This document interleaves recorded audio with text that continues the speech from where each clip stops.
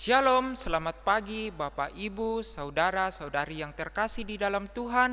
Kita bersyukur untuk pemeliharaan Tuhan di sepanjang hidup kita, sehingga kita boleh berjumpa dalam Renungan Harian Toraja edisi Kamis 2 Juli 2020. Untuk itu marilah kita menyanyi Satu Hal Yang Kurindu.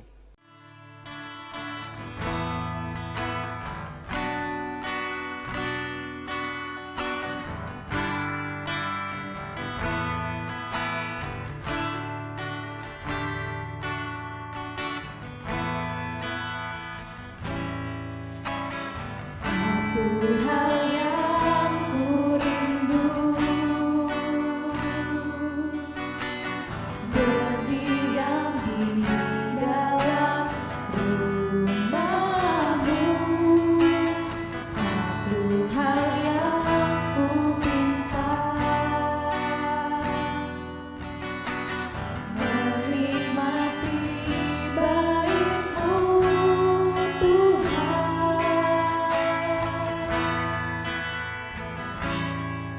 Lebih baik satu hari di pelataran-Mu daripada 1000 hari di tempat lain. Memuji-Mu, menyembah-Mu, Kau Allah yang hidup, dan menikmati semua kemurahan-Mu.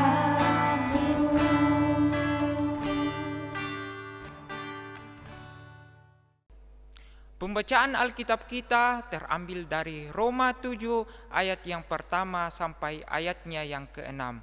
Sebelum kita membaca akan firman Tuhan, marilah kita satu dalam doa, kita berdoa. Kami bersyukur ya Tuhan atas pemeliharaan Tuhan di sepanjang hidup kami. Terima kasih ya Tuhan, Engkau telah membangunkan kami dengan badan yang segar. Dan saat ini ya Tuhan, kami akan merenungkan akan kebenaran firman-Mu. Ya Tuhan, kuasai kami dengan Roh Kudus ya Tuhan, agar firman-Mu boleh kami serap dengan baik, terlebih kami aplikasikan di dalam kehidupan kami sehari-hari. Ya Tuhan, berfirman-Lah karena kami anak-anak-Mu telah siap untuk mendengarkan firman-Mu. Di dalam nama Tuhan Yesus, itulah Tuhan dan Juru Selamat kami yang hidup. Haleluya, amin.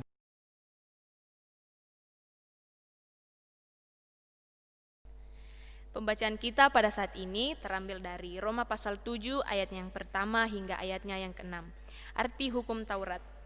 Apakah kamu tidak tahu, saudara-saudara, sebab aku berbicara kepada mereka yang mengetahui hukum, bahwa hukum berkuasa atas seseorang selama orang itu hidup? Sebab seorang istri terikat oleh hukum kepada suaminya selama suaminya itu hidup. Akan tetapi apabila suaminya itu mati, bebaslah ia dari hukum yang mengikatnya kepada suaminya itu. Jadi selama suaminya hidup, ia dianggap berzinah, kalau ia menjadi istri laki-laki lain. Tetapi jika suaminya telah mati, ia bebas dari hukum, sehingga ia bukanlah berzinah, kalau ia menjadi istri laki-laki lain. Sebab itu, saudara-saudaraku, kamu juga telah mati bagi hukum Taurat oleh tubuh Kristus, supaya kamu menjadi milik orang lain, yaitu milik Dia yang telah dibangkitkan dari antara orang mati, agar kita berbuah bagi Allah. Sebab waktu kita masih hidup di dalam daging, hawa nafsu dosa yang dirangsang oleh hukum Taurat bekerja dalam anggota-anggota tubuh kita, agar kita berbuah bagi maut. Tetapi sekarang kita telah dibebaskan dari hukum Taurat, sebab kita telah mati bagi Dia yang mengurung kita, sehingga kita sekarang melayani dalam keadaan baru menurut roh, dan bukan dalam keadaan lama menurut huruf hukum Taurat. Demikianlah firman Tuhan. Amin. Tema kita pada pagi hari ini, dibebaskan dalam Kristus.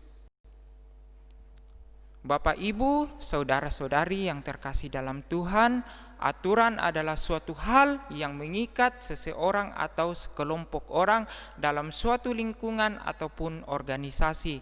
Aturan-aturan itu ada yang sangat ketat, sehingga jika ada pelanggaran-pelanggaran yang terdapat di dalamnya bisa berujung pada pemecatan.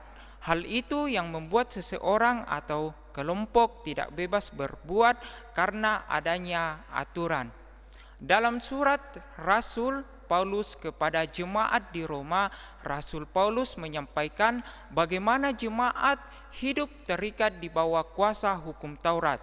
Selama berada dalam hukum itu, hawa nafsu mereka dibangkitkan untuk berbuat dosa yang berujung pada maut. Paulus menyamakan hal itu dengan ikatan pasangan suami istri yang tidak boleh terpisahkan selain oleh kematian. Namun bagi orang percaya, kita diingatkan bahwa melalui pengorbanan Kristus, kita adalah ciptaan yang baru yang terlepas dari kuasa hukum itu. Lalu terikat kepada Yesus Kristus, kita bisa lihat pada ayatnya yang keempat sampai ayatnya yang keenam. Dalam hukum Taurat, orang berusaha menjadi benar dengan menaati hukum Taurat. Kini dalam Kristus kita telah dibenarkan menjadi manusia yang baru untuk berbuah bagi Kristus. Orang percaya kepada Kristus telah mati bagi hukum Taurat oleh tubuh Kristus. Kita bisa lihat pada pembacaan kita di ayatnya yang keempat. Karena itu, kita orang percaya kepada Kristus akan melanjutkan kehidupan baru menurut Roh dan tidak terikat lagi di bawah kuasa hukum Taurat. Kita bisa melihat pada ayatnya yang keenam. Bapak, Ibu, saudara-saudari yang terkasih di dalam Tuhan, melalui bacaan kali ini kita semakin diyakinkan bahwa hanya oleh kematian Yesus Kristus kita memperoleh kebebasan. Karena itu kita taat kepada Tuhan dan menjadikan Yesus Kristus sebagai teladan di dalam kehidupan kita. Sikap hidup kita harus mencerminkan Dia dengan cara mematikan pikiran-pikiran dan perbuatan kita yang sering dikuasai oleh hawa nafsu, dan kita melakukan kebenaran firman Tuhan. Amin. Untuk menutup renungan kita pada pagi hari ini, marilah kita bersama-sama menyanyikan lagu Dengan Apakan Kubalas.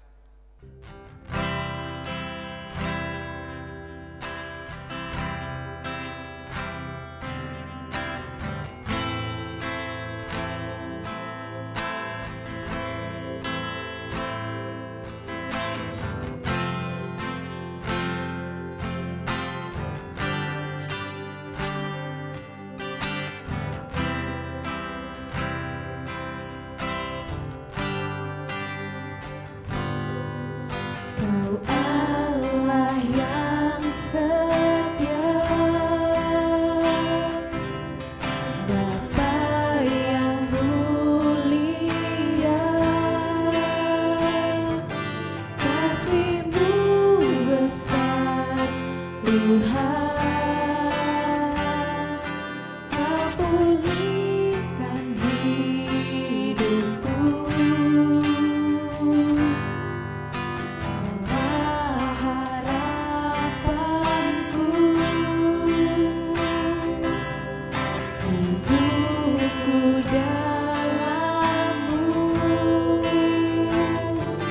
Terima kasih Tuhan.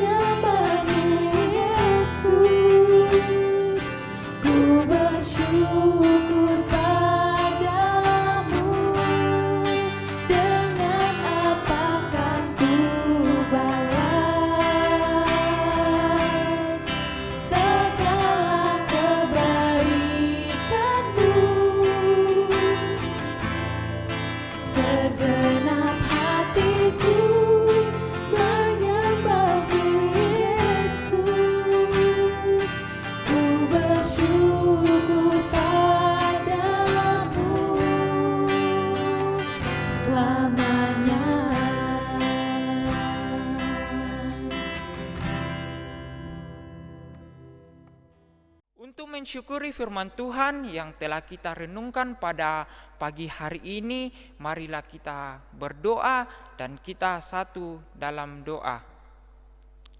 Kembali kami naikkan syukur kami kepadamu ya Tuhan, mengucap syukur atas firman Tuhan yang boleh kami dengarkan pada pagi hari ini.